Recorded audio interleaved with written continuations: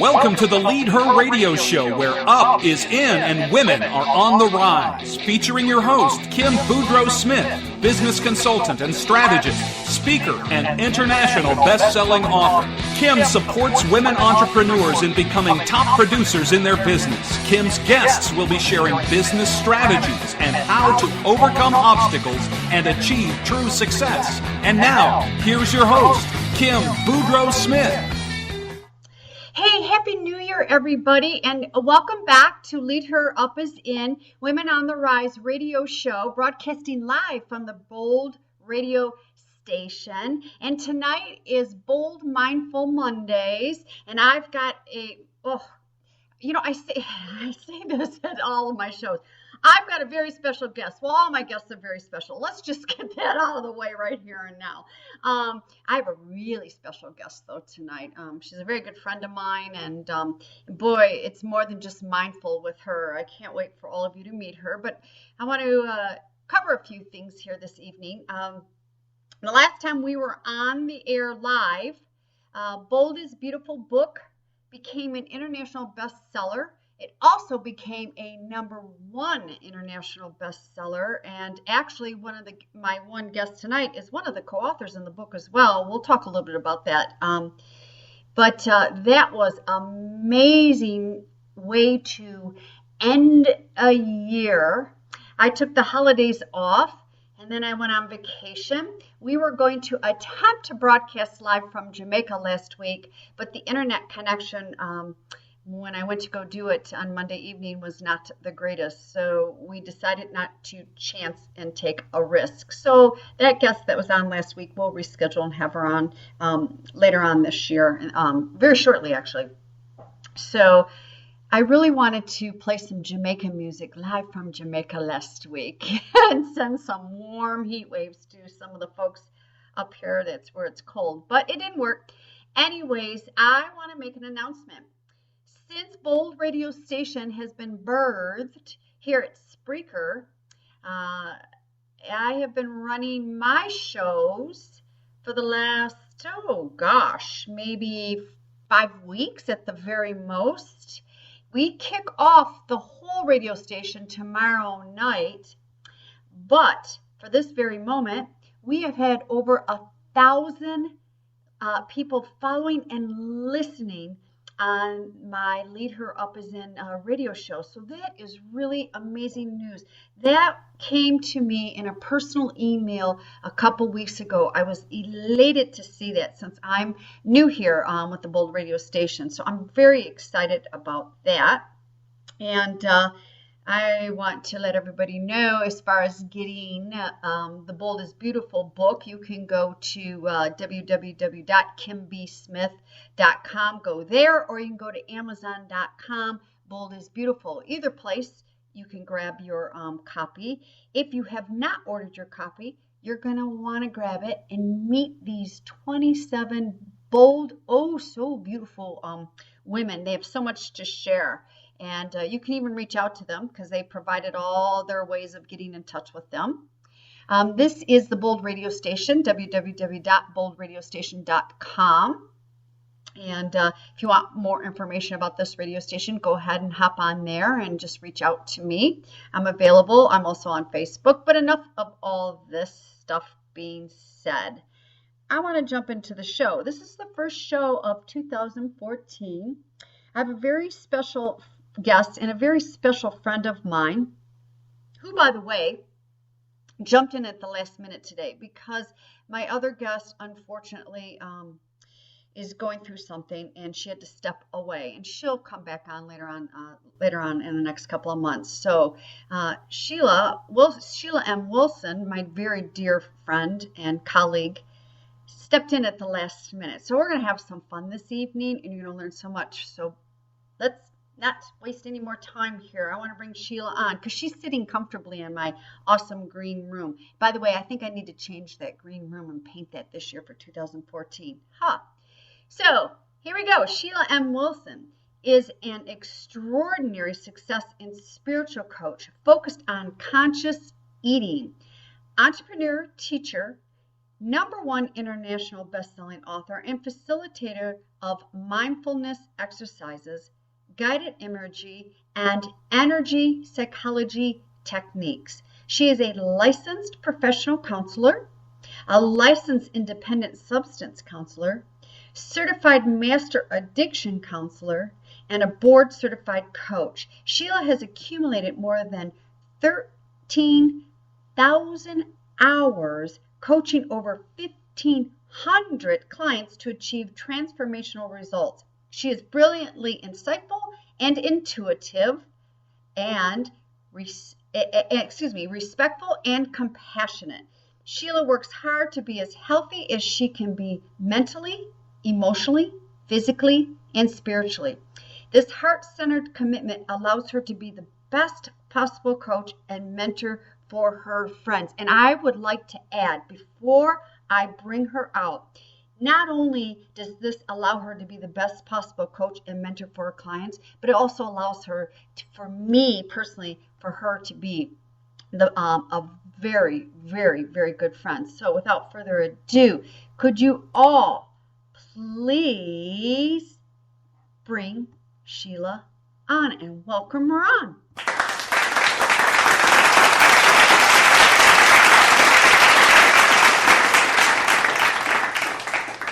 Welcome, Sheilah. Oh, good evening, Kim. I'm delighted to share this time with you. Thank you so much for calling on me and giving me this opportunity to be with you on your amazing show. Congratulations on your extensive listening audience. That is very impressive. Thank you very much. I'm very excited about that. I just, we wrapped up. I say we, you and I, and then I myself. We wrapped up 2013. A whirlwind with the book, and then I got these stats through a personal email from a gentleman that is following my shows. I'm just so taken aback at everything. What a way to wrap up a year and step into a new year. And Sheilah, I want to come back to your introduction, your bio here. I know we know each other very well, and I was citing this and going, wow, don't I step into some great company here? I mean, your background, and I know a lot of this about you, your background is so amazing. And I love the fact that you are so brilliantly insightful, intuitive, because you're perfect for the Bold Mindful Monday show. So when I was reading that and I saw that and I went, oh, she's perfect for this show. And I thought, oh, Kim, do not say that in the middle of her introduction. I almost thank did. you, Kim. You know, it's just life. Life has taught me so much, and I think my attitude of making the most of what I can, no matter what's happening in my life, has just always given me opportunities. Just like the sisterhood that you and I have cultivated, and you've brought me into the fold with 28 other authors, amazing women, allows me to continue to expand my experience of sisterhood so that I can continue to grow and share what I've learned as well. So thank you. Yeah. Oh, my pleasure. And you know what? And that just reminds me that one day when, because we periodically touch base with each other, whether it's Skype or a phone call, being that we both live in the United States, we have that pleasure of phone calling one another. And I remember we were just touching base, getting caught up. It was a Sunday afternoon. And then I went, hey, Sheilah, guess what I'm doing? And before I could even get anything further out of my mouth, you went, count me in. Oh my God, count me in. Just count me in. And I so wanted, for several reasons, for you to be a part of the sisterhood, because you are a sister, like a spiritual sister to me. And I so wanted your vibrational energy in there, your presence in there, and the fact of writing, starting to begin to write, because with everything that you are going through with health, and you've gone through a major career transition just recently, that I would like for you to share with us this practice that you had and this transition you've chosen to wrap that up and go on to this other beautiful leg of your business. So if you don't mind, let's start there. Sure. Life has an interesting way of kind of nudging me along if I'm not taking enough initiative, if you will. And I think that's the way the law of attraction works in general, that if we have an opportunity and we don't seize it or we don't take action and move forward, that other things will happen in our lives to get us to express more of our individuated gifts and purpose and meaning of why we're here. And for the last several years, I had been wanting to transition from a very successful, lucrative private counseling practice that I had established and grown for the past 10 years. I really felt that I needed to touch more people, that I wanted to be recognized more in what I had to offer and be online and be global and not just in my little town with my clients. As much as I love the work that I do as a therapist, I especially rejoice in the individual relationships and the connection, and that's also part of the sisterhood.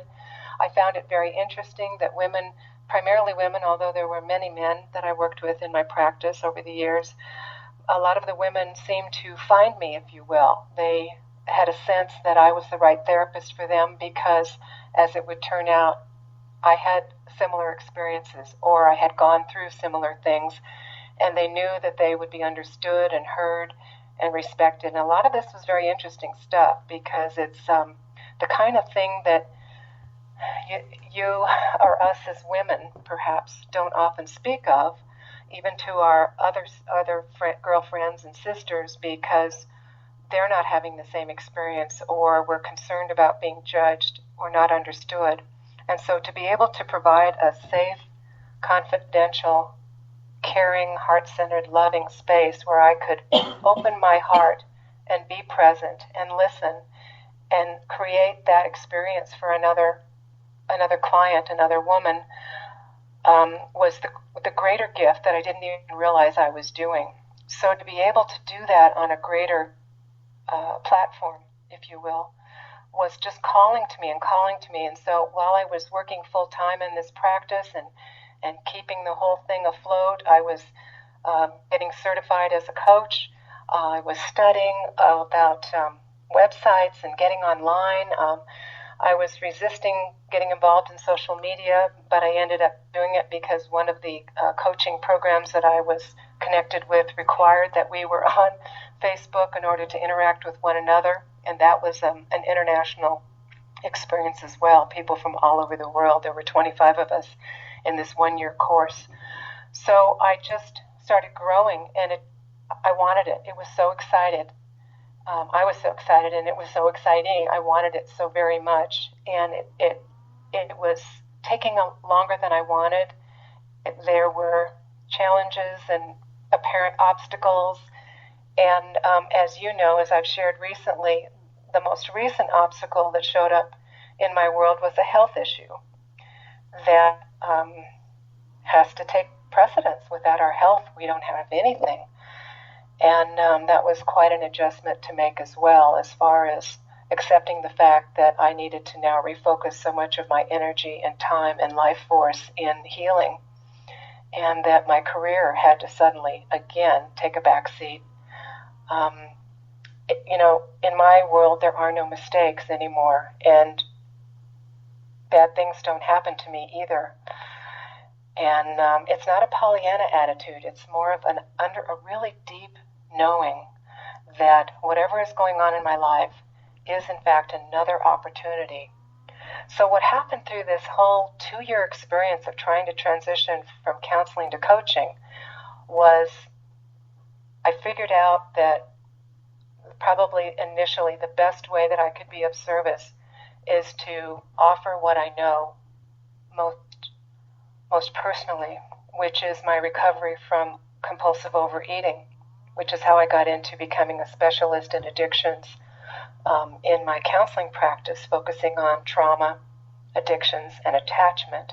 Attachment being that first relationship with our caregivers, and then all the attaching relationships that we end up cultivating as we grow, moving into our own personal partnerships and business associates, all that attachment, and how it's unfolding as a result of so many of the things that happen to us in the first 7 years of life. And I don't want to go psychobabble here, but it definitely does lay patterns in our brain and in the unconscious mind, and we begin to operate. Perhaps as much as 95% of our experience and behavior and perceptions and beliefs come from those early years. So I felt called and somewhat reluctant to come out into the coaching world and in the online social media world as the conscious eating coach, since I understood it personally, and I remember how much I had suffered and struggled trying to deal with an unhealthy relationship with food, dieting all the time, not liking my body, always struggling with feeling overweight, distorted body image. I mean, it was just pretty much the whole gamut of what anyone could possibly come and bring to my understanding of their own experience regarding weight and body. Mm-hmm. And I was reluctant. I had always kept it somewhat personal. I didn't really want to show up in that way, but it was like Spirit's way, God's way, the Lord's way, however you want to describe it, of going deeper with my own growth, with my own spiritual evolution. And no matter what happens, it's been an incredible journey up to this point, and bringing me to this most major health issue of being diagnosed with cancer last August, and realizing that there was more that I could learn even about food. And so I've looked at my food plan again. I don't like saying the word diet. It creeps me out because I always think of the way I dieted. Even though there's nothing wrong with the word, it has emotional charge for me. So my food plan had to suddenly evolve into a more alkaline base in order to start healing the cancer.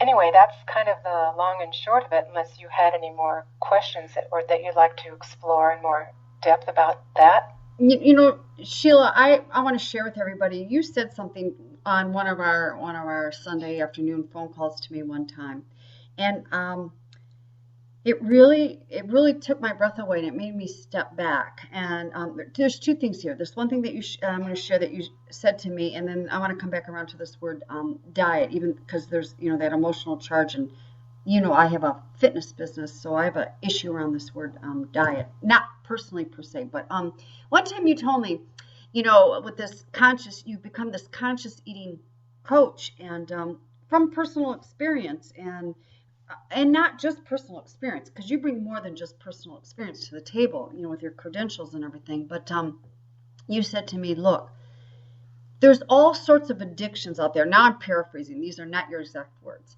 There's all sorts of addictions out there. But the one addiction that we cannot live without is food. Like, alcohol addiction. I have friends, and I know people that are recovering alcoholics. They can continue on living without the alcohol. Drug addiction, they can continue on living without the drugs. Shopping addiction, gambling addiction, a prescription drug, all those kinds of addictions.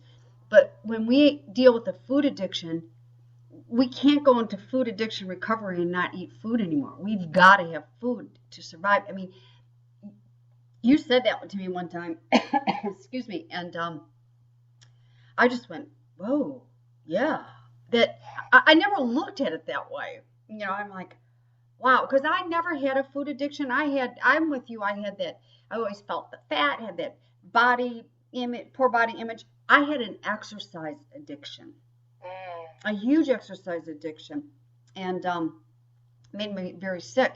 Well, I can manage that addiction because I can go a day or two without exercising. I'm not going to die, but we cannot go a day or two without food. We got to have that. Well, I think my higher power knew exactly what she was doing when she gave me that addiction as opposed to alcohol or substances or anything else, because of just what you said and what I shared that day. It's easy to put the plug in the jug. It's easy to, quit using our drug of choice. So in order to eat and deal with the addictive aspect of that, I had to go deeper. I had to really look at my relationship with food and all the emotionality that's associated with that experience. where did this come from? How did I get to where I am, and how can I heal that? And I think that brings the greater depth of what I share with my clients and how I'm recovering. Maybe I'm recovered by now. We're going to wait and see, because I'll know. I began in the 12-step recovery, and some people are not very comfortable with that program, and that's fine. I never tell my clients what to do or how to deal with their lives. I really believe that each one has their own wisdom and truth within them, and my job is to facilitate a safe and open environment where my client can discover that truth for herself. Mm-hmm. So when I had to go deeper into all of this, I realized that there was even more to go. It's an incredible process.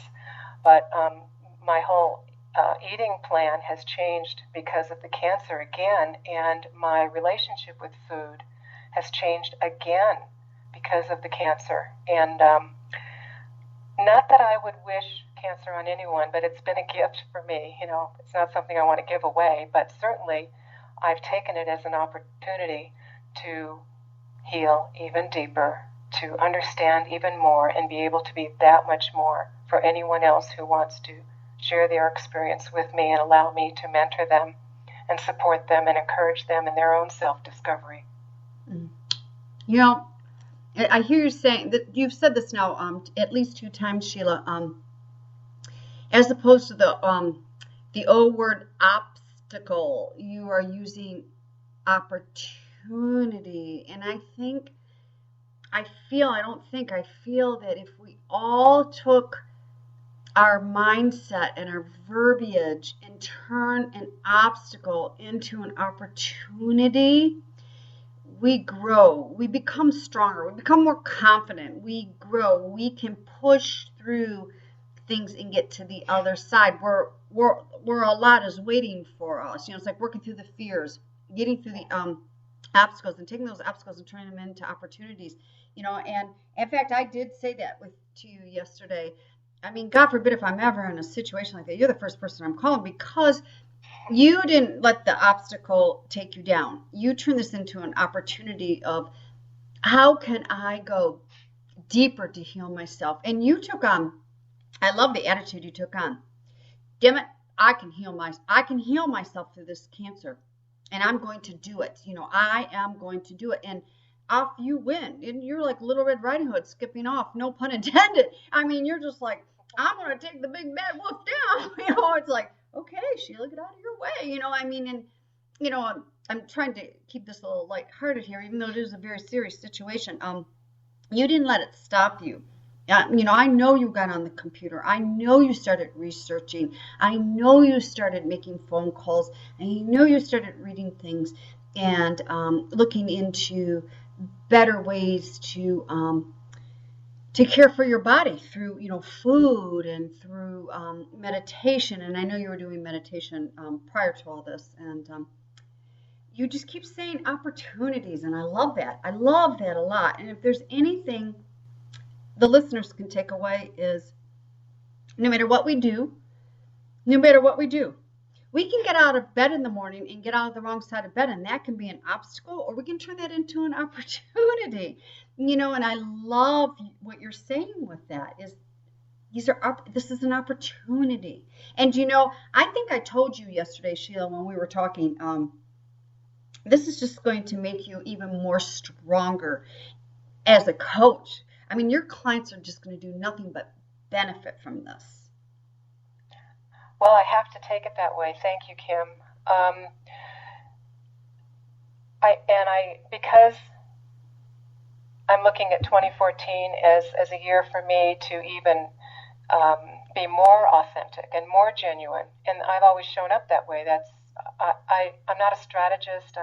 I never could get away with lying to my mother. I mean, it just never worked for me. So I've always used the truth, and I've always been honest. And, it backfires sometimes. People don't want to hear that. But that's helped me grow and make some perhaps better assessments and judgments about when should I share and to what degree and how much, wanting to be, again, very mindful and considerate of my listener. How much is this person available and ready to hear? And being able to make that assessment, I think, is also one of my gifts. But this year, I'm looking at even greater transparency, and I'm not holding anything back. And I have to thank you for doing the Bold is Beautiful project, mentioning it to me, and inviting me to be part of it, because that experience of writing and sitting with my own truth and determining how much I wanted to say, could say, felt safe saying, was, again, just a huge opportunity, an event, a process that allowed me to get to know myself better and realize, time is so precious, again, with this disease. I can't afford to hold back anymore.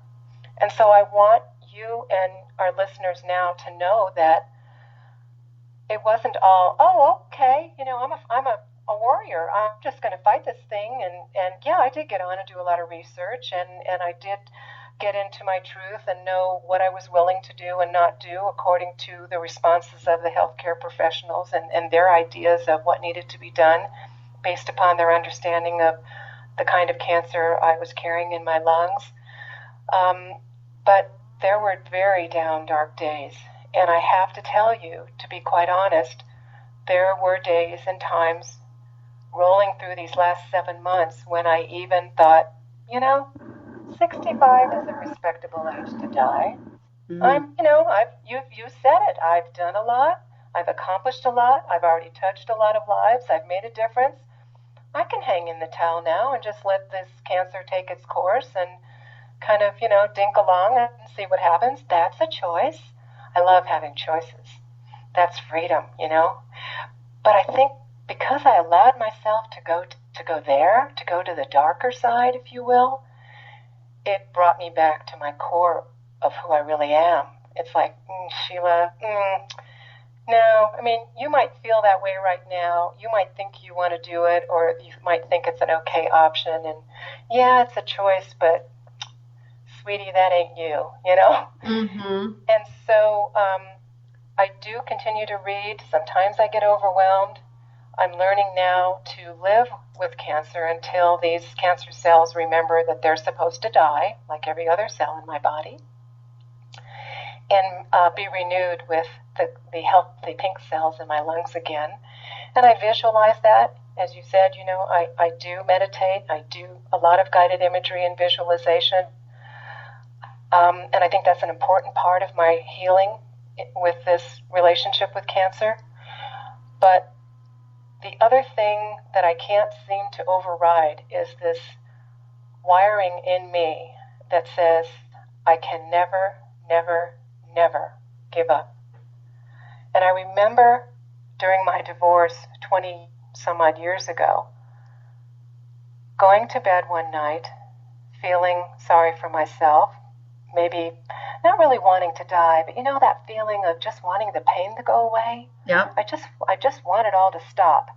And I woke up the next morning and there were 17 fires in Southern California, where I'm from. I live in northern Arizona now. 17 fires in Southern California. My whole family's there. You couldn't get through on the phone lines because they were all jammed. Everyone was trying to contact friends and relatives. And it just dawned on me on that day, you just never know what tomorrow's going to bring. Even this morning when I woke up, I didn't get off to a very energetic start. And I'm learning to stay with that and be with my body so that I can make good choices for myself. Do I need to rest some more?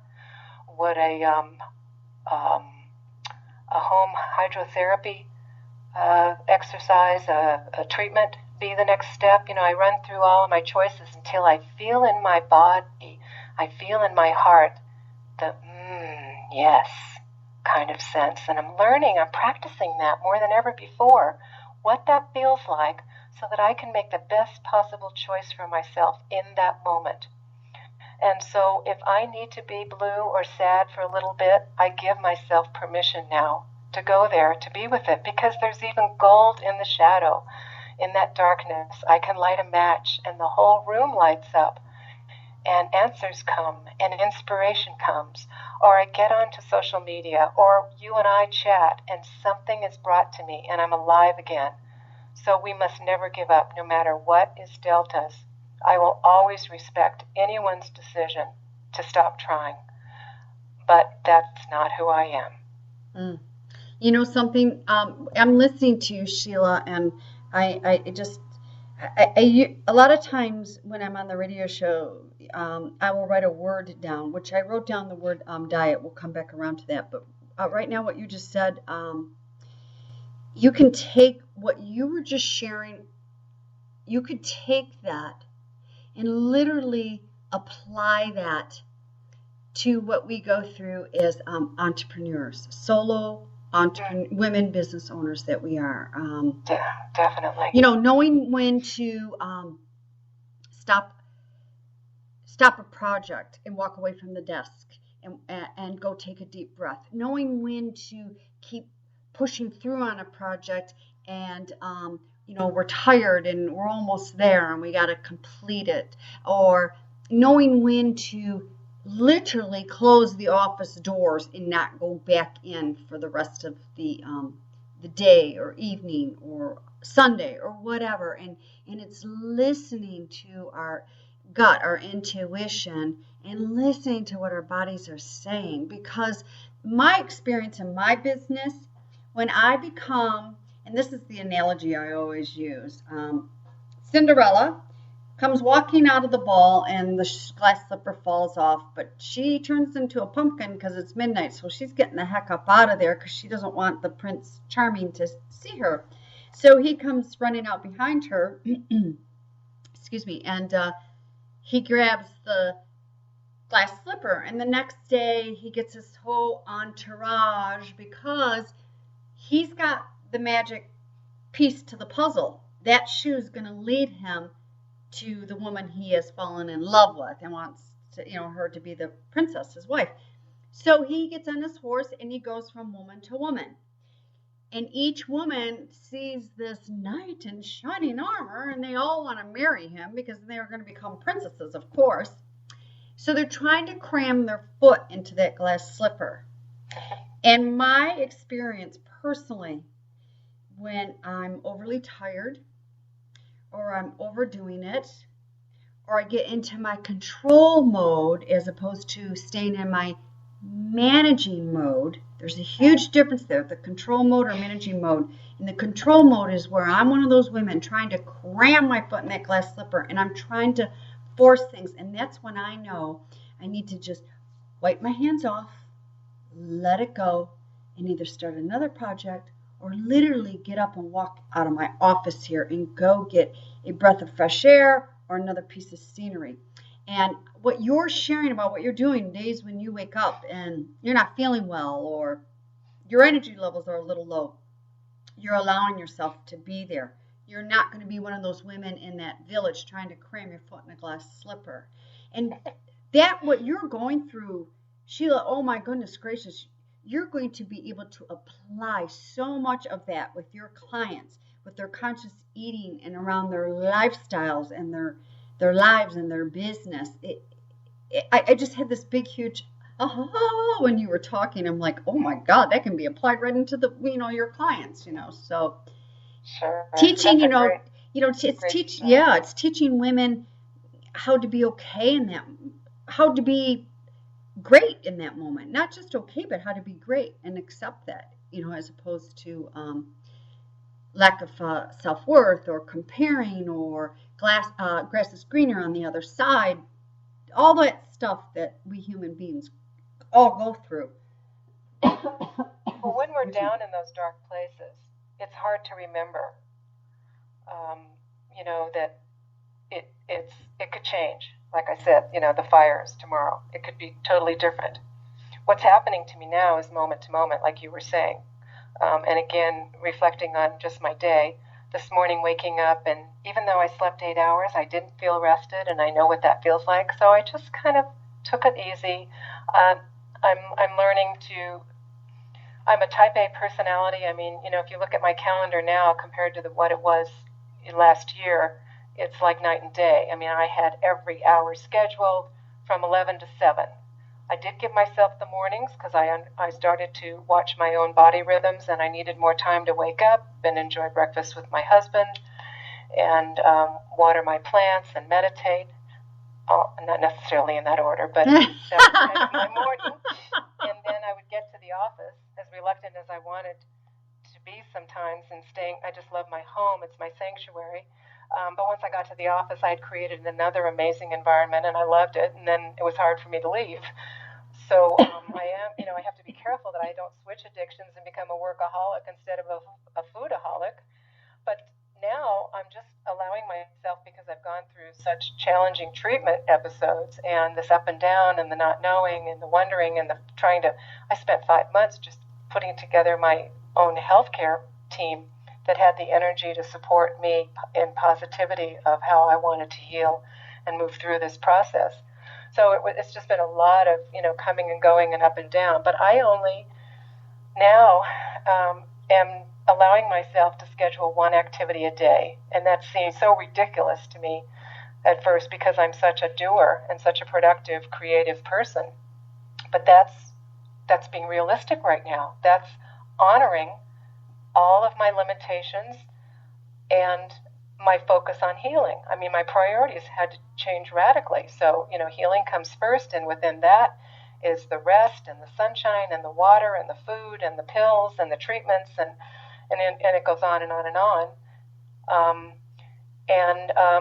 The one thing that I had to do today was run an errand outside of the home, and I was just observing and noticing how reluctant I was to leave the house. So I was doing other things that needed to get done, so it wasn't like I was really fussing about it, but I was observing, I was honoring, I was allowing. Those are different words for me to the depth that I'm practicing now. And when we stop resisting, when I said it, my hands clenched. When we resist, we constrict. So everything is shut down, we tighten up, it comes from a fear space. So if I can allow those moods and those funky moments and those fussy times or those less energetic days or hours, once I got out into the sunshine, and I wasn't even thinking that this was what I needed to do, I just knew that this was the errand I had agreed to perform today for myself. It was the right time. It was the next thing to do. Once I got out into the sunshine and I was in the car, and then I drove, and then I walked from the parking space to the building, I was alive again. And it was like you said before, of just, not pushing and not controlling and not resisting the moment, but allowing it to unfold organically. I was renewed again, and it just felt so good. Otherwise, I couldn't have accepted my second activity, which was spending this hour with you. I love your second activity. My opinion, of course, is biased. But you know what, though, Sheilah? What I'm hearing you saying is you're staying more in the moment. Not only are you becoming aware of what your body's craving and needing, and allowing. Boy, those are two A words: aware and allowing. Yeah. You're being more present, because we are a crazy, fast-paced society, which there's nothing wrong with that. I mean, it's our society. We have major modern technology and medical technology and everything, and we can, we're very fast-paced, and especially here in the United States, and we're not the only country that is fast-paced, but, we've got fast food and quicker food and quick, snap, and Google, so everything's so instantaneously. I think and I feel that we as human beings get way ahead of ourselves. And when we get too far ahead of ourselves, overwhelm can kick in. And then depression can start taking over. And then before you know it, you've got all sorts of diseases going on with blood pressure and heart rate and heart disease. And then God forbid, diagnosis of cancers. And that's not the only reason why we get disease. But I feel we live unaligned and misaligned, and it takes us out of whack. It's like that car going down the street that needs a front end alignment. It's like blah, blah, blah. Yeah. I feel that a lot of us, and I'm very guilty of it too, I get ahead of myself. And when I start getting ahead of myself, I personally have triggers. My anxiety starts to creep up a little bit, and I go, oh, wait a minute, what's going on here? And it's just, I take a step back and I take a deep breath and go, oh, I need something else right now before that starts getting way out of control. Whether I go put on a headset or get distracted where I have to fold a load of laundry. I feel that you are a walking example of living in moments and being so unbelievably, amazingly aware of your body and your needs. It's been a process, Kim. Thank you. And I encourage my clients to begin where they are, because the more we practice listening and understanding the messages, sometimes they're very subtle. I've had wonderful guidance, which I call the knowing, that just, it's beyond understanding or knowledge. It's just, you just know, and you can't even explain it to anyone else. Usually, it comes to me in sound. I hear it in my head. It's not. Of course, I wouldn't tell another psychotherapist this, because then they'd probably diagnose me with some type of psychosis. But it's not. I don't even know if it's my voice or not. But when you hear voices outside your head, then maybe you want to explore the possibility that there is a mental illness or a problem. But it's inside me. It's my voice, or it's my angelic guidance, or it's God's voice, or it's my higher power. Whatever it is such wisdom. Maybe it's me and I've cultivated it all these years, but now more than ever I am stopping, like you said, and I am really listening. There's wisdom there. As another example, I decided to go an alternative route in my healing, primarily because the medical professionals that I was interviewing and meeting with, the pulmonologist and the oncologist, were saying, the cure for this is surgery. We need to remove that lower left lobe of your left lung. And I thought, well, surgery to me isn't the first option. It just didn't feel right. And because there was a pretty good understanding that this was probably a slow-growing cancer, my thought was, well, I have some time here to maybe try some other things, or certainly make an effort to move in a direction that's healthier. When I finally located the most amazing naturopathic oncologist who was willing to work with a medical oncologist, and they were willing to work together, I suddenly had the best of both worlds in integrative medicine, as it's called.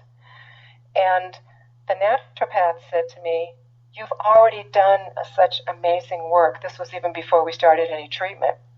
You've let go of so much stress in your life. I closed my counseling practice, which was very scary, but it's what I've been wanting to do for 2 years. And so this whole situation kind of gave me the opportunity. It forced me. So I closed it, and we're still figuring out, how to pay the bills and meet the financial obligations, because I wasn't in a very good financial position to do it at the time, but I did it for my life and my health.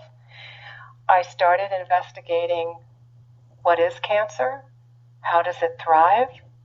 How can I deprive it of what it needs so that I can be healthy and nourish my own body? And that's an alkaline diet. What is an alkaline diet? This one drove me crazy, Kim, because every time you get on the internet and you search alkaline diet, you get a different chart. Yep. One time, this food shows up as alkaline, and the next time the same food shows up as more acidic. It's like, wait a minute, isn't this science? I don't get it. So that was very frustrating, and I was freaking out. But what I did was, and I knew that would be stressful, so I had to stop doing that. And so de-stressing was one of the big watchwords. If I became stressed or anxious about anything I was doing in this process of discovery and research and healing and interviewing and all that, I had to stop, like you said, and take a breath and figure out another way, or wait for another time, another day. But the biggest thing is eliminating some of the obvious ones, like sugar, which wasn't that hard to do, although my husband and I were enjoying a piece of dark chocolate every day because we read that it was a good excuse to be good to our bodies. One of the harder ones, I've always enjoyed coffee, drinking coffee. And if you ever follow or are familiar with Eat Right for Your type, your blood type, I'm blood type A, which is vegetarian, and I'm pretty much a vegetarian, or was at the time, although I would have chicken and fish once in a while. Well, guess what? All of the animals' products are acidic. So I'm not ingesting any more fish, which I miss. That'll come back someday. But no chicken or turkey, which, were the better meats. Cheese has been very hard to give up for me.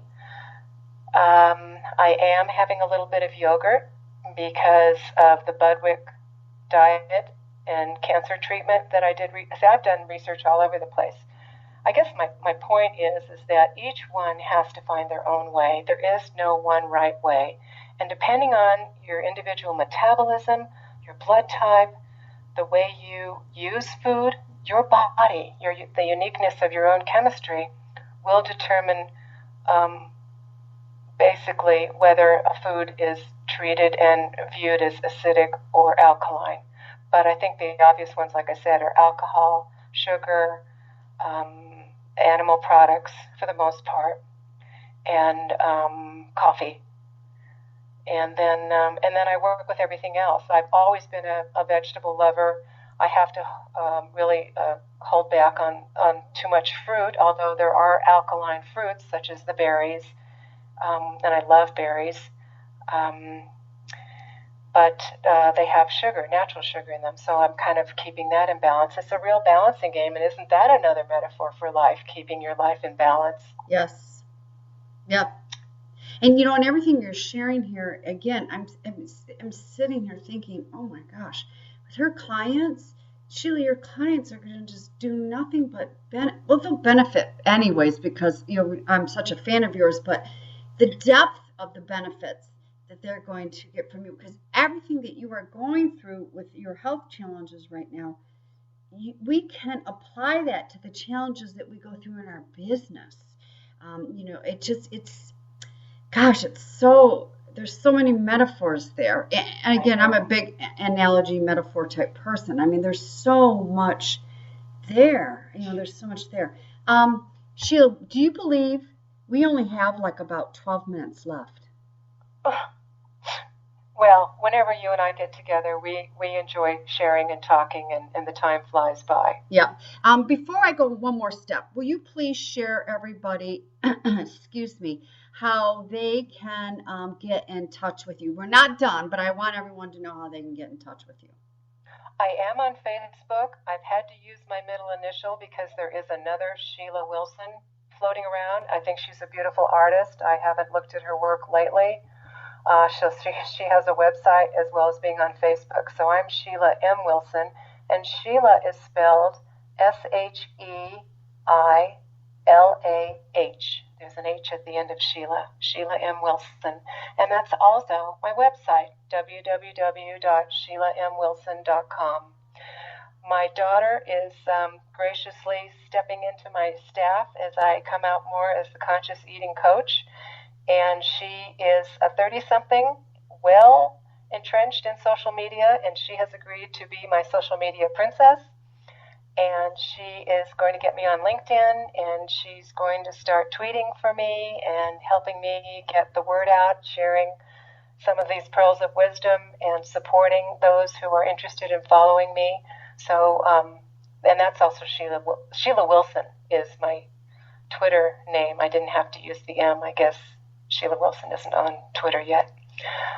And those are basically the best ways you can get a hold of me. My website is just coming up now, so it's going to be growing and expanding in very exciting ways. Please feel free to explore it now and get in touch with me. You can email me at info@SheilahMWilson.com, or if you'd like to opt in for the free mini video series on weight loss magic, I've put together 3 9-10-minute videos about how to start letting go of that excess weight that's been holding you back, that's been blocking you from really being all and truly who you are. Yeah, I think all the listeners need to go in for that opt-in. Just my opinion. I think they need to get right on in for that opt-in. Absolutely. And I know you did say Facebook. I just want to reiterate. Sheilah's also out there on Facebook. So track her down on Facebook. She's coming to LinkedIn really quickly, as you heard. And if you can't find her on Facebook, go to her website. And like I said, opt in. I mean, because that is some good, great stuff. We still have some time left, Sheilah. I want to come back around, and I'm not coming back around to this word because I know it's an energy charger for you. I'm coming back around because this is the first of the year, that word diet. Oh my goodness gracious.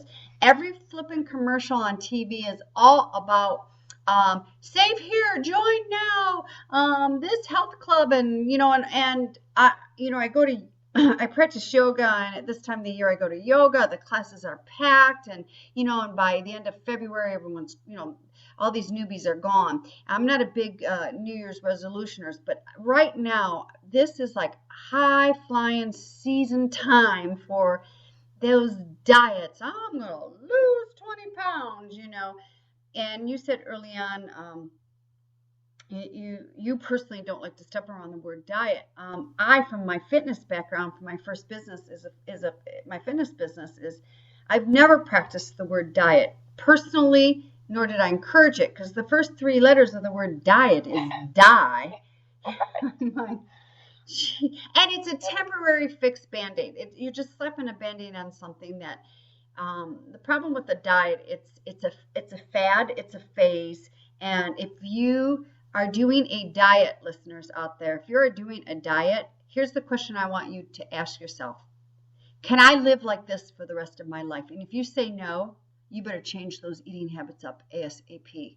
Because, the first thing that comes knocking on our front door, no pun intended, or even metaphorically speaking, we ditch that diet. We totally forget about it. We forget what our purpose is. And being on a diet, we cannot live like that for the rest of our lives. I totally agree. And that's what I've worked with, is full lifestyle changes, and the emotionality that I see myself and clients have connected to food. I like this food because, and they don't even know, well, when I was a little girl, I was always rewarded with ice cream. So when I have ice cream, it makes me feel good. It's a comfort food, and I feel rewarded. Well, it's the feeling that I really want. It's not the food. So if we can learn to identify that and then separate the emotionality from the food, we can eat whatever we want. It will always be in the right order, in the right amount, in the right time, because we're listening to our bodies, not coming from this emotional unmet need. So I totally agree. I used to be a big, like I said early on, I was a big exercising freak. And I still exercise, but boy, not like I used to. Oh my God, I was an exercise fiend. And I did deplete myself of eating. So when I did sit down to eat, it was like, watch out. It was from dinner time all the time I went to bed, because I was trying to make up for lost time. My body was craving it. And I remember going through cravings. God, carbohydrate cravings. And I really don't have carbohydrate cravings anymore because I eat very well balanced. I have got to have my protein, whether it's a vegetable source-based protein, or I do the poultry or seafood proteins. And as long as I'm doing protein with, like, even if it's an apple and I put a little bit of peanut butter on it, or it's apple with some cheese slices, I'm good. I don't have those major peaks and valleys and going out of my mind craving things.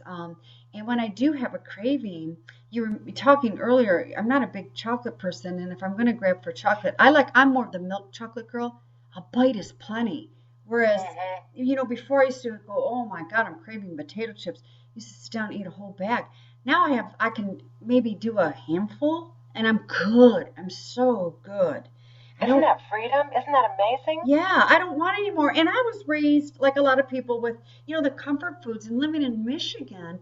It's dark here by 5:30. It's freezing. I love my mashed potatoes, but I don't need a whole plate of them anymore because I eat more well balanced. And I find other ways, that comfort food, and again, I do eat seasonally. I mean, a lot of stuff that I'm eating now, I do not eat in the summertime. I eat a little bit, because it's hot out.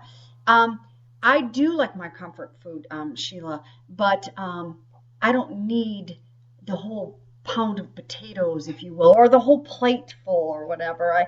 I can stop at maybe 2 servings if I'm splurging and feel very content. I find other ways to fulfill my emotions, like through meditation. Mm-hmm. I'm a newbie meditator.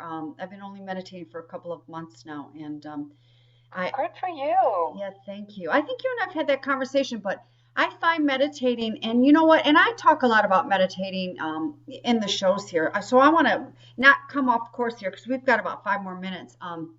But I know you are a big supporter of meditating for yourself, and I'm not quite sure if you do that with your clients. But I want to get something really clear. Meditating doesn't mean you have to sit like the Buddha Gandhi with your legs crossed. You can if you want. I mean, don't let me stop you. With your legs crossed, with your fingers together going om, om, om, and meditating. You can sit in your most favorite place. I like to sit upright. I like my feet touching the ground because the connection of the bottom of the feet and Mother Earth. And I close my eyes and I put on my headset. Sometimes I only meditate for 10 minutes. Sometimes I'm craving, my soul is craving more, and I'll do a 20-minute, or the longest I've ever meditated is 25 minutes. That's the longest I have of my guided meditations. I've not found anything longer. So I want the message I'm trying to get, if people are like listening to you and I, Sheila, going, yeah, blah, blah, blah with the meditation, and I can't sit still. Well, Sheila's a very type A personality, and so am I. I'm a go, go, go, do, let's move. I can sit and relax and meditate. And I do it first thing in the morning between, like around 5-ish in the morning. And, I just want the message across. You don't have to sit for an hour.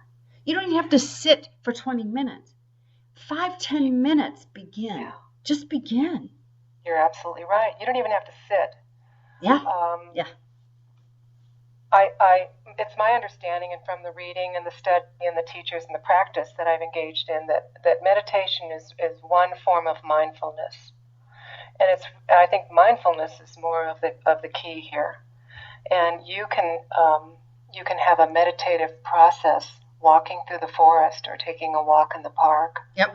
That means being present. You're not thinking about what you're going to do next, what you're going to make for dinner tonight, all your errands, what you forgot to do, or, the way somebody just looked at you crossways or whatever. Yep. You are totally present with your environment and experiencing yourself walking. When I teach my clients the walking meditation, we initially start walking very slowly and just being present with the experience of my weight shifting from center to the right foot as I lift my left foot to take the first step, and my heel touches the ground, and all the muscles and the bones that are moving along as the ball of my foot to my toes as I push off and my right foot starts to lift, and my weight automatically, naturally knows how to shift. It always keeps center. Just noticing all that, it's phenomenal. We had to learn how to walk, and to be able to do it now mindfully is taking back that autopilot, that automatic response, that reactivity, and coming into our total being of the present moment.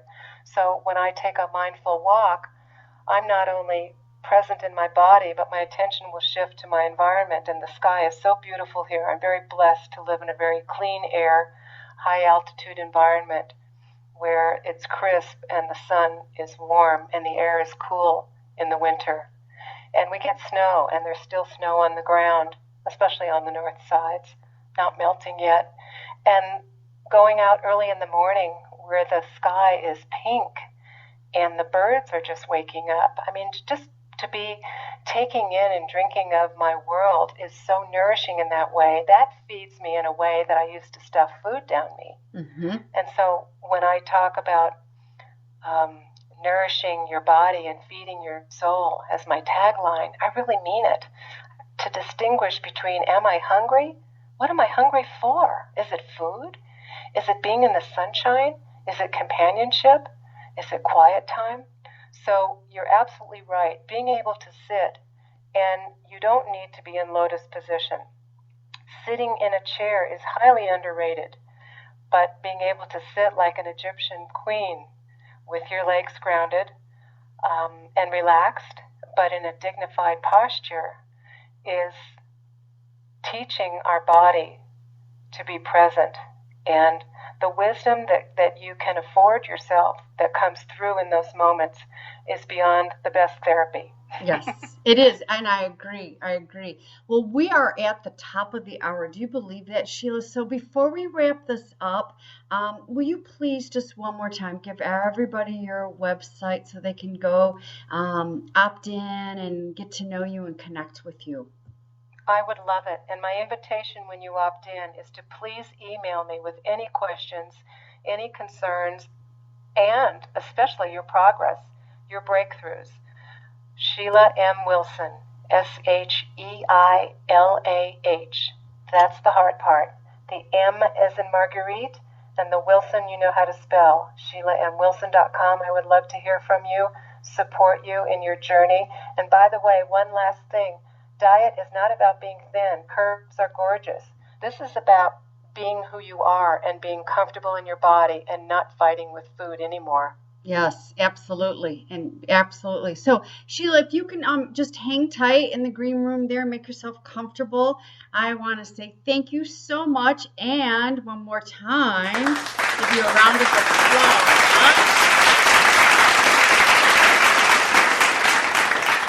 Yes, thank you so much for being on the show. Sheilah, if you would just sit tight. Hey, everybody, thank you so much. Happy New Year. It's our first Bold Mindful Monday show. Lead Her Up is in Women on the Rise for 2014. And it's such a great honor to have Sheilah on here as my first guest kickoff for 2014. Stay tuned. There's going to be so much going on here at the Bold radio station. We're going to have some awesome female singers and some midday meditation tips. And we've got some dynamic women stepping up here with their shows as well. So you're going to want to tune in. So many insights and tips, business tips and personal development tips, and just some really neat people. So stay tuned. You'll see us on social media. You can go to boldradiostation.com, www.boldradiostation.com, and check out the schedule and get connected with us there, or right here on Spreaker, get connected. But please stop on by, have a listen, reach out, say hey. I love connecting. Track us down on Facebook. We are out there on Facebook as well. So everyone, go on out there. If you are in Eastern Standard Time, go have a great evening. If you are on the West Coast and a couple hours behind, your dinner time is just starting. Enjoy your dinner. And for those of you who are over in Europe and sleeping, don't worry, there's a recording. You can listen to this at normal hours. So everybody, go have a great evening. It was wonderful. Thank you for joining. We'll see you same place, same time next Monday. Take care.